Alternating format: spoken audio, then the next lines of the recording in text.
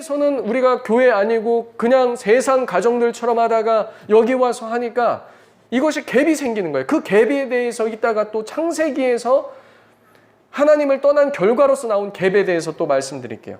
자, 그리고 자 28절에 남편들은 자기 아내를 사랑하기를 자기와 같이 사랑하고 29절에 뭐라고 얘기하고 있어요? 오직 양육하여 보호하기를 그리스도께서 교회함과 같이 남편들이 하라라고 이야기해주고 있어요. 그래서 이 책임을 이런 공교회에 떠넘기면 돼야 안 돼요? 요즘 보면은 제일 큰 문제가 뭐냐면 엄마들이 아이들 학원 뺑뺑이 돌려요. 그렇죠? 그러면서 막 힘들다고 독방 육아한다고 그래. 그럼 남편은 독방 육아 안 하나? 나가서 일 똑같이 하잖아요. 그러면서 뭐 제가 농담식으로 이렇게 별명 주셨어요. 학원 트랜스포터라고. 그냥 이렇게 운송하는 사람인 거예요, 그냥. 그리고 밥 주고 집에서 채우고. 하숙집입니까? 아니에요. 교회가 어느새 하숙집이 돼버렸어요. 그리고 가정에서 이와 같이 책임을 안 하고 다 어디다 떠넘겨요? 교회에다 떠넘겨요. 교회 학교 전도사님, 교회 학교 교사 선생님, 이거 아셔야 됩니다. 교회 학교에서 신앙 전수가 잘 쳐줘야 몇 % 나오냐면 지금 정확한 통계는 생각 안 나는데 11%인가 밖에 안 돼요. 아시겠어요? 교사는 2. 몇 %인가? 그러면 어디서 나머지 신앙 영향을 받을까요? 가정, 부모로부터 60 몇 %. 그러니까 교회에서 아무리 날고기는 사역자, 제가 저희 그 동기들 중에서도 그래도 잘 알려진 청소년 사역자예요. 청소년 15년 차에다가 지금 중앙대학교에서 청소년 석사도 학급은 마쳤어요. 그 과정은. 아직 논문은 있지만요. 자, 그래서 이러한 지금 과정 가운데 제가 아무리 날고 기면서 청소년 사역해도요, 애들 떠납니다. 제가 키운 아이들의 80% 정도가 떠난 것 같아요. 왜 그래요? 가정이 하나도 세워져 있지 않기 때문이죠. 자, 그래서 요와 같이 이야기하면서 에베소서를 마치고 있어요. 자, 그럼 어떻게 자녀를 양육해야 되는가? 자, 신명기 잠깐 넘어가 볼게요. 신명기 4장.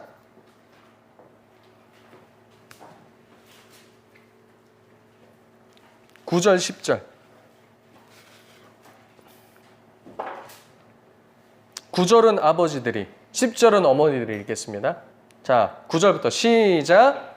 오직 너는 스스로 가며 내 마음을 힘써 지키라. 그래야 내가 눈으로 본 그 일을 잊어버리지 말라.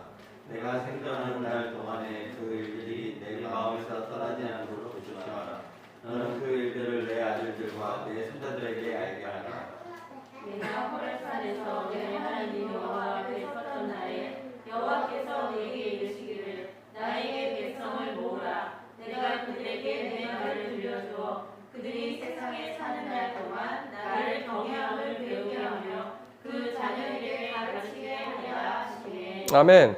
자, 뭘 가르치래요? 세상에 사는 날 동안 나를 경외함을 배우게 하며 자녀에게 가르치라 하시네. 야, 아버지 어머니들 이거 잘하고 계십니까? 세상에 살 동안 하나님을 경외함을 배우게 하며 자녀에게 가르치라. 공동체로 하여금 가르치게 하라? 이런 말 없어요. 부모가 가르치라는 거예요. 부모가. 여러분들 자녀들 유아 세례 받으신 분 손 들어 보십시오. 유아 세례. 그러면 교회 앞에서 선서했죠? 뭐라고 선서했어요? 말씀과 기도로서 양육한다고. 그래서 나중에 본인 입으로 입교할 때까지 책임지고 양육하겠다. 선언했잖아요. 하고 계십니까? 하고 계세요? 교회에서 성경과 말씀, 하나님을 경외하는 가르치십니까? 여러분에게 말씀드릴 수 있는 거는 세상에서 뭐 공부 잘해라? 이거 둘째, 셋째예요. 공부 잘하면 뭐 할 거예요? 서울대 간다고 하나님 떠나면 그게 하나님께 영광입니까? 그게 바라던 거예요? 노년이 돼서 이제 내가 눈을 감으려고 그래요. 나 이제 나이가 막 들어 8, 90 돼서. 그래서 내 자식도 있고 손자도 있는데 이들이 다 하나님을 떠나서 하나님의 심판의 손이 그들 위에 있어요. 이것이 여러분이 소망하는 겁니까? 사사기가 그걸 얘기하고 있잖아요. 그렇게 해서 그 땅 점령 다 하면 뭐예요? 그 다음 세대들이 하나님의 진노의 손이 그들 위에 있는 것을 보면서 눈 감는 그들의 마음은 어땠을 거냐라는 말이에요. 그래서 이들이 어떻게 사는 것은 다음 세대들이 알아서 고생하면서 살 일이에요. 그거보다 더 중요한 것은 무엇이냐면 이 자녀들에게 신앙의 전수가 되는가 안 되는가, 이게 훨씬 중요하다는 거예요. 근데 어머니 아버지들 이거 놓치고 있어요. 자, 공부 잘하면 세상에서 성공하고 공부 못하면 세상에서 성공 못하고 막 이런 겁니까? 아니에요. 공부 못해도 세상에서 성공할 수 있고 공부 잘해도 세상에서 실패할 수 있어요. 그리고 우리의 성공과 실패가 세상에서 돈 많이 벌고 행복하게 사는 겁니까? 만약에 그렇다라고 한다면, 제가 요즘 주일날 요한계시록 설교하는데 요한계시록 중에서 어디 교회가 제일 성공한 교회냐면 라오디게아 교회가 제일 성공한 교회예요. 왜요? 나머지는 다 비참함과 가난과 궁핍에 처해 있거든요. 근데 누구만 칭찬받습니까? 누가 칭찬받아요? 그렇죠. 서머나 교회하고 빌라델비아 교회가 칭찬받고, 타협한 교회들 중에서도 그 안에 빌라델비아 교회와 서머나 교회와 같이 충성된 자들은 하나님께 칭찬받는다라는 거예요. 그리고 그들은 다 멸류관습니다. 근데 자녀들은 어떻게 될 것인가? 어떻게 양육하는가? 이것이 이 시대의 굉장히 큰 문제예요. 자, 한 장 넘겨서, 자, 4장, 신명기 4장 39절, 40절. 자, 이번에는 어머니, 그 다음 아버지들 읽겠습니다. 시작. 그런즉 너는 오늘로 하늘에가 아래로 땅에 오직 여호와는 하나님이시요 다른 신이 없는 줄을 알아 명심하고. 오늘 내가 내게 명령하는 여호와의 규례와 명령을 지키라. 너와의 내 후손이 복을 받아 내 하나님 여호와께서 내게 주시는 땅에서 한없이 오래 살리라. 네, 그 다음에 장수를 넘겨서 6장 1절. 이는 곧 너희의 하나님 여호와께서 너희에게 가르치라고 명하신 명령과 규례와 법도라. 너희가 건너가서 차지할 땅에서 행할 것이니 곧 너와 내 아들과 내 손자들이 평생에 내 하나님 여호와를 경외하며. 자, 그러니까 주시는 땅이 중요한 게 아니라 땅을 유지할 수 있는 유일한 방법이 무엇이라는 거예요? 거기서 평생 내 하나님 여호와를 경외하되 내 아들뿐만 아니라 손자까지도 그렇게 되게끔 하라는 거예요. 여러분 세대에서 끝낼 거 아니잖아요. 자식들 어떻게 되든 내까지만 딱 예수 잘 믿고 천국 가야지, 그거 아니잖아요. 여호와를 경외하게 하며 그 규례와 명령을 다 지키게 하기 위한 건데, 이것으로 인해서 자녀들 날까지 장수하게 하며. 자, 3절부터 쭉 25절까지 무엇에 대해서 나오냐면 어떻게 가정에서 자녀 신앙 교육을 할 것인가에 대해서 이야기하고 있어요. 모든 삶의 영역을 통해서 하나님을 경외하는 자로서 세워지게 하라라고 하나님은 쭉 얘기하고 계십니다. 그래서 신명기의 핵심은 무엇이냐? 자녀를 키울 때 여호와 하나님을 경외하는 자로 키우라라는 거예요. 공부 잘하고 못하고는 둘째, 세 번째 문제입니다. 그리고 그것도 그렇게 중요하지도 않아요. 공부 못하다가도 나중에 철들어서 하는 친구들도 있고요. 그거는 자녀 세대들이 그냥 알아서 할 문제예요.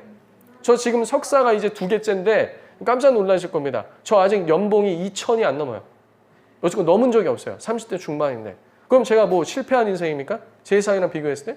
그렇지 않아요. 제가 처음에 제가 키운 고등학교 제자가 대학교 딱 이제 실업계 다니다가 대학교 안 가고 바로 취업 현장에 나갔어요. 초봉이 140이었어요. 저보다 당시에 많이 벌었어요. 제가 그때 당시에도 석사가 이미 있는 상태인데도. 그러면 제가 비참한 겁니까? 그렇지 않다라는 거예요. 그러니까 물질적인 것, 이런 거에는 성공 이런 것이 아니라는 거예요. 그 애가 어떻게 살아가는가가 훨씬 중요한 거예요. 그래서 제가 뭐 엄청 궁핍하고 가난하게 사냐, 그렇지도 않아요. 하나님께서 다 먹이시고 입히시고 살 수 있도록 은혜를 주신다라는 거죠. 그래서 중요한 게 뭐냐? 내 하나님 여호와를 경외하게끔 네가 자녀 양육을 하냐 아니냐. 미국에 뭐 명문 가정 있다고 하잖아요. 누굽니까? 조나단 에드워드 가정 보면 뭐 대통령도 2명인가 3명 나오고, 그다음 뭐 국회의원, 장관, 변호사, 의사들, 아주 그리스도의 명문 가정이라는데 보면은 그들이 추구하는 바가 이 세상에서 성공하라 이거 안 가르쳐요. 뭐만 가르치는 거예요? 신앙의 전수. 유대인들 뭐 세계를 뭐 지배한다 뭐 이런 얘기 하잖아요. 그들이 뭐에 집중해요? 토요일마다 학원 갔니? 이번 주 숙제 어떠니? 이런 거 얘기해요? 아니에요. 아버지들이 월요일부터 금요일까지 애써서 직장에서 수고하면서 집에서 퇴근했을 땐 자녀들 또 돌보고, 토요일날 뭐하냐? 우리 아버지들 뭐해요? 축구하자 뭐 이러잖아요. 유대인 아버지 뭐해요? 자녀들 그날 다 불러놓고 토라를 가르치는 거예요. 할아버지랑 같이 살면 할아버지, 아버지가 같이 참여해서 자녀들을 양육하는 거예요. 여기에 힘을 쏟는다라는 것이죠. 우리랑 얼마나 달라요? 그러니까 유대인들은 그렇게 디아스포라라고 하죠. 흩어졌음에도 신앙이 전수되는데 우리나라는 같이 신앙생활 하는데도 다 흩어져 버려요. 그래서 신명기는 그렇게 얘기하고 있다. 자, 다시 창세기 3장으로 와보겠습니다. 자, 그렇게 이 교회에 대해서 하나님께서 이 가정을 교회로 세우셔서 에덴이란 곳에 에덴을 창설하시고 사람을 두시고 아담을 직분자로 세우셔서 경작하고 지키게 하는데 하와를 붙이셔서 같이 하게끔 했어요. 그리고 생육하고 번성하는 축복이 어디서 일어나는 거예요? 교회 안에서. 그렇죠? 이게 하나님을 만나는 장소예요. 이게 또 왜 교회인지 이따가 설명할 거예요. 자, 그리고 이미 25절을 통해서 남편과 아내가 신약에서 뭘 설명하고 있어요? 그리스도와 교회에 대해서 설명한다고 그랬어요. 구약에서도 하나님과 이스라엘을 남편과 아내로 자꾸 설명하죠. 자, 근데 3장 보십시오. 3장에 우리가 잘 아는 사건이 나와요. 어떤 사건입니까?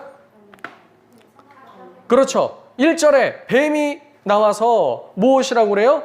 하나님이 참으로 너희에게 동산 모든 나무의 열매를 먹지 말라 하시더냐라고 질문을 던지기 시작해요. 근데 잘 아셔야 돼요. 이게 우리가 어렸을 때 그 초등학교 때나 이런 게 성경학교에서 배울 때 아담은 없고 하와만 있는데 뱀이 와서 얘기했다고 배웠어요. 보통 아닙니다. 원어에 보면은 동사를 쓰는데 남자로 쓰고 있어요. 하와가 대답하고 하와하고 대화하는데 남자 동사를 써요. 그게 뭐냐면 옆에 남자가 있다는 거예요. 누가 있어요, 그럼?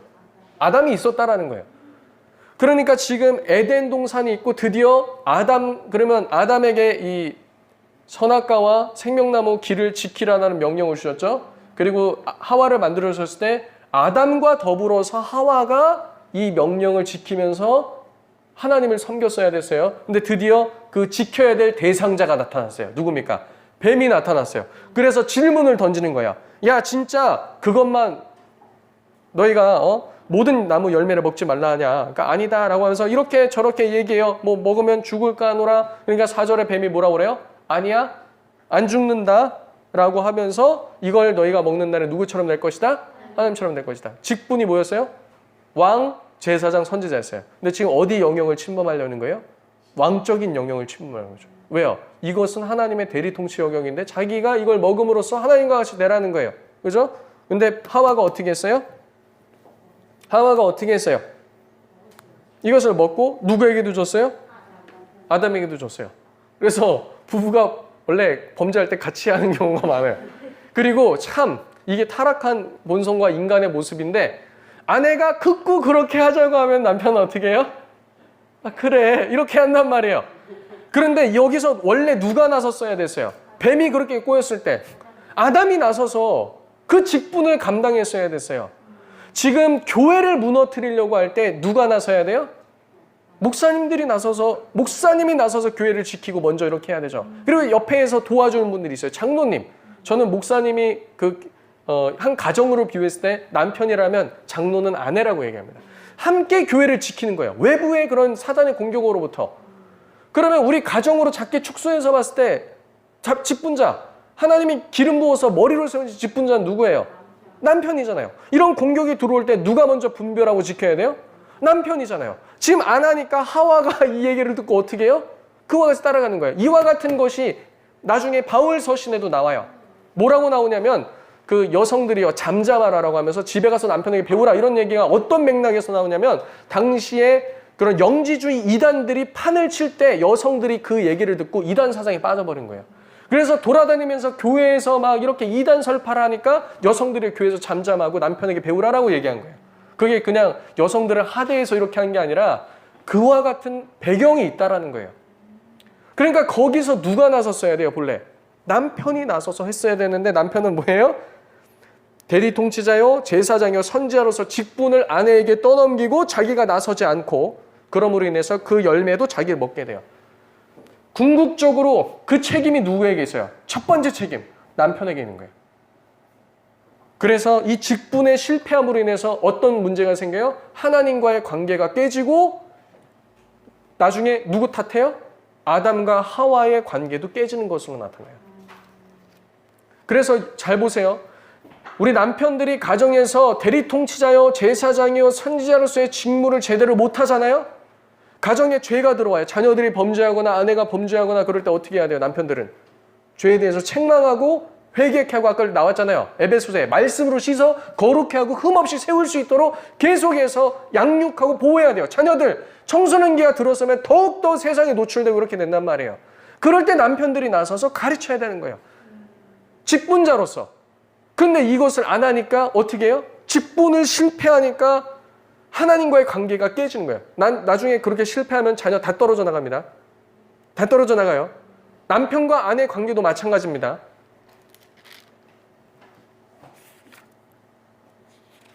그래서 12절에 보면은 그와 같이 균열이 있는 걸 볼 수가 있어요. 자, 그런데 16절에 보시면 자, 이제 타락한 이유죠. 하나님께서 축복을 주신 통로에 이제 고통까지 더하십니다. 어떻게 더해요? 16절에 여성에게 무엇을 주시죠? 해산의 고통. 본래 이것을 통해서 하나님의 축복이 흘러가게끔 했어요. 축복의 통로는 여전해요. 근데 거기다 고통을 더하셨어요. 자, 근데 이 고통은 잘 들으세요. 응애하고 날 때 아파! 라고 하는 그 고통만 이야기하고 있는 게 아니에요. 무엇을 얘기하냐? 자녀를 양육하는 것에 대한 고통이 추가되어 있어요. 왜요? 이전까지 만약 타락하기 전이었다면 아이를 낳을 때 고통도 없어. 그리고 난 출산한 아이도 어때요? 타락한 사람의 형상을 갖고 있지 않겠죠. 그럼 자녀들은 어떻게 했어요? 자연히 하나님의 형상으로 잘 자라겠죠. 그래서 고통이 없었을 거예요.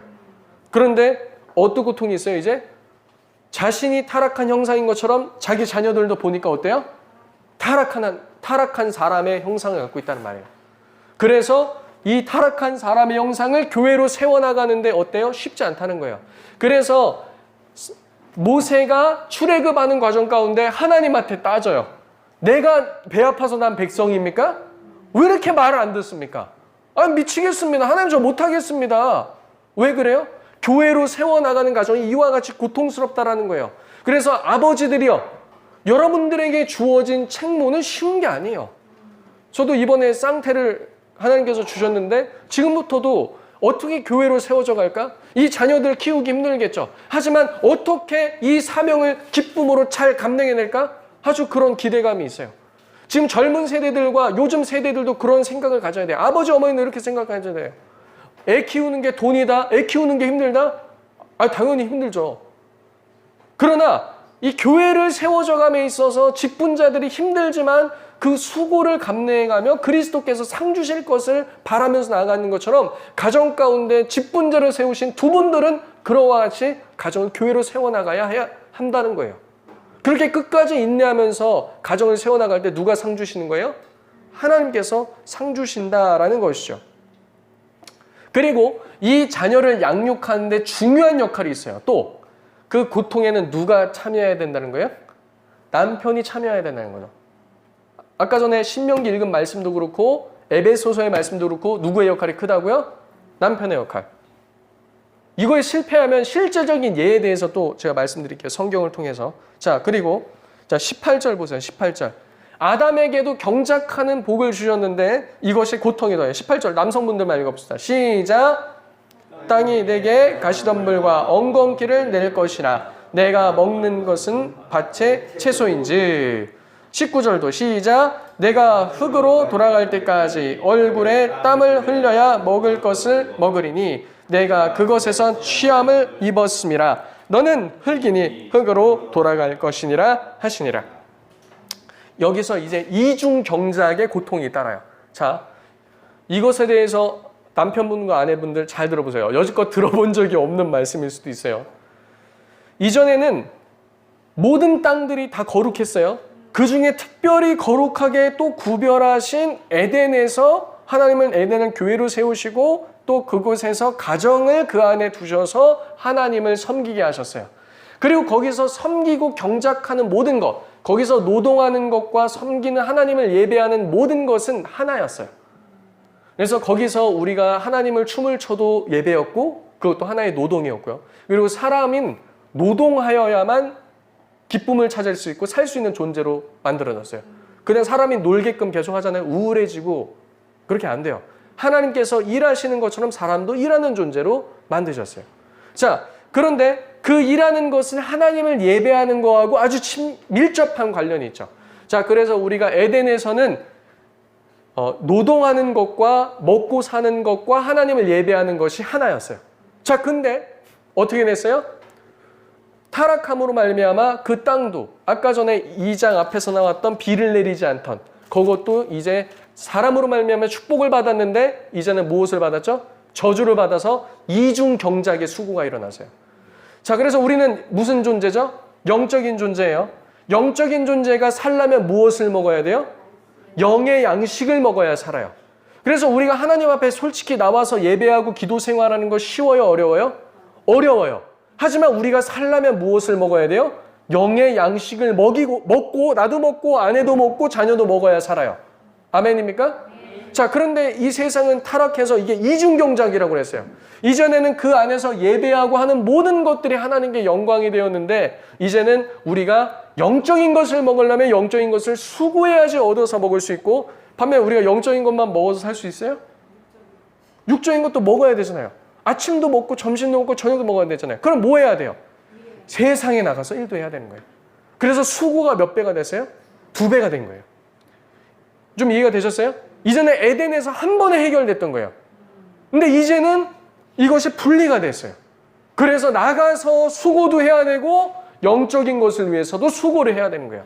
그래서 그리스도인들의 삶은 쉽지 않다라는 거예요. 고단하다는 거예요. 고난이라는 거예요. 환난이라는 거예요. 어려움이라는 거예요. 하지만 우리는 생명 때문에 이것을 포기할 수 있어요? 없어요? 없어요. 왜요? 참된 생명이 그리스도께 있으니까. 우린 그분을 먹고 마셔야 되니까 포기할 수 없는 거예요. 자, 근데 우리가 예수 그리스도를 믿음으로 말미암아 이제 이 둘도 이 개혁자들은 이렇게 있어요. 이 둘을 어떻게 해요? 최대한 하나가 되게 하는 거예요. 어떻게 해요? 내가 가정에서도 예배자로서 아버지로서 그리고 자녀들과 가정들을 예배 현장에서 먹고 마심을 통해서 하게 할 뿐만 아니라 남편들과 아내들도 직장에 가서 무엇하는 거예요?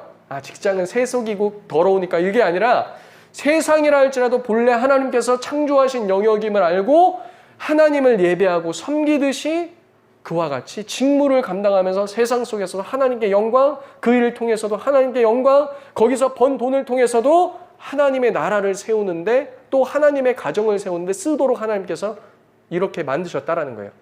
그래서 이중경작이지만 이 이중경작이 최대한 가깝도록 우리 믿는 자들은 이것을 하나가 되게끔 하는 이것에 대해서 개혁자들은 많은 가르침과 노력들을 해왔어요. 자, 그래서 우리가 알아야 될 것은 자 21절 보세요. 21절 다 같이 읽어볼게요. 시작. 여호와 하나님이 아담과 그의 아내를 위하여 가죽옷을 지어 입히시니라. 아멘. 진정한 회복은 어디로부터 올 수 있다는 거예요? 그렇죠. 여호와 하나님께로부터 올 수 있다. 직분의 회복은 여호와 하나님께로부터 올 수 있다. 이것을 떠나서는 이야기가 출발이 안 되는 거예요. 자, 그런데 보십시오. 22절에서 24절은 무슨 내용이 나와요? 에덴 중앙으로 가는 선악을 알게 하는 나무에 누구를 두죠? 누구를 둡니까? 그룹 천사를 두어서 지키게 해요. 자, 원래 이 지키는 역할 누가 했던 거죠?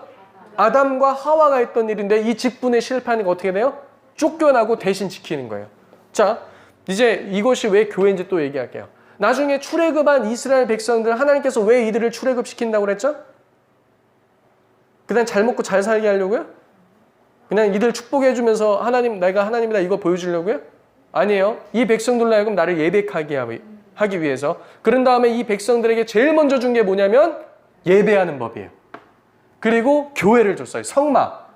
근데 그 성막 내부를 보면 어떻게 생겼냐면은 에덴의 모습과 같이 생겼어요. 네. 이거를 지금 제가 또 설명하면 시간이 너무 많이 가니까 에덴의 형상을 그대로 본따서 성막 내부로 만들었어요. 그래서 성막에 가서 천장을 보면 뭐가 날아다녀요? 천사의 형상. 그리고 등잔대도 뭐예요? 꽃. 그리고 그 앞에서 먹고 마시는 건 무엇을 상징해요? 하나님 앞에서 먹고 마심. 하나님께서 우리를 빛비추신. 그리고 그 안에 있는 법궤 있죠? 법궤는 뭐라고 말하냐면 시은좌라고도 얘기해요. 은혜를 베푸는 장소. 다른 말로 뭐예요? 하나님의 통치. 그리고 그 시은자 법궤 안에는 뭐가 있어요? 두 돌판, 그리고 만나, 아론의 쌍만 지팡이, 예수 그리스도를 상징하는 거예요. 그래서 참된 생명나무 그 가는 지성소 커튼 앞에 누가 지키고 있죠? 스랍천사 형사가 있잖아요. 이해되셨어요? 이 도식이? 이것이 나중에 어디로 발전해요? 성전으로 발전하죠. 그리고 이 막고 있던 이 생명나무로 가는 길을 예수님께서 친히 자신의 몸을 통해서 어떻게 해요?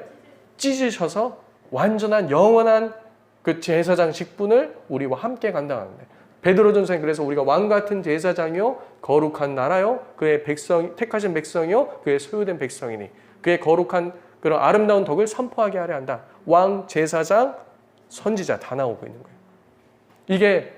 이게 모든 그리스도인들, 남편도 그렇고 아내도 그렇고 왕, 제사장, 선지자의 직분뿐만 아니라 자녀들도 어떤 직분을 갖고 있어요? 이와 같은 직분을 다 갖게 하셨고, 여기서 중요한 역할이 누구라고요? 남편. 이것만 보고 마칠게요. 짧게. 사무엘상 구약성경 411페이지. 자, 이건 그냥 말로만 설명해도 금방 알아요. 사무엘상 2장 볼게요. 2장 410페이지. 2장 12절. 자, 이건 아까 제가 말씀드린 그 직무에 실패한 아주 좋은 케이스예요. 자, 12절. 엘리의 아들들은 행실이 나빠 여호와를 알지 못하더라. 지금 아주 이걸 잘 나타내고 있는 가정이 나타나고 있어요. 또 엘리 제사장으로서, 그죠? 제사장이에요. 아들들도 뭐예요? 제사장. 이 가정을 교회론적으로 볼 때 남편은 대제사장, 아내는 제사장, 남편을 도와 섬기는 제사장, 그 다음에 자녀는 성도거든요. 자, 성도를 잘못 양육하니까 어떻게 해요?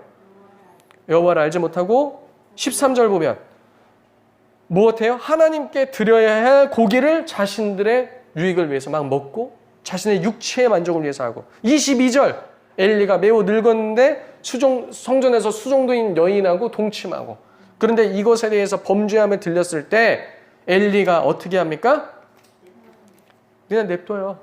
자녀 찾아가서 얘기합니다. 야, 얘들아, 너희가 그렇게 하면 아버지 체면이 뭐가 되니? 그러지 마렴. 끝. 그래서 어떻게 됩니까? 엘리의 가정은 하나님께 심판받아요. 자녀들이 먼저 죽습니다. 그리고 나중에 엘리도 심판받죠.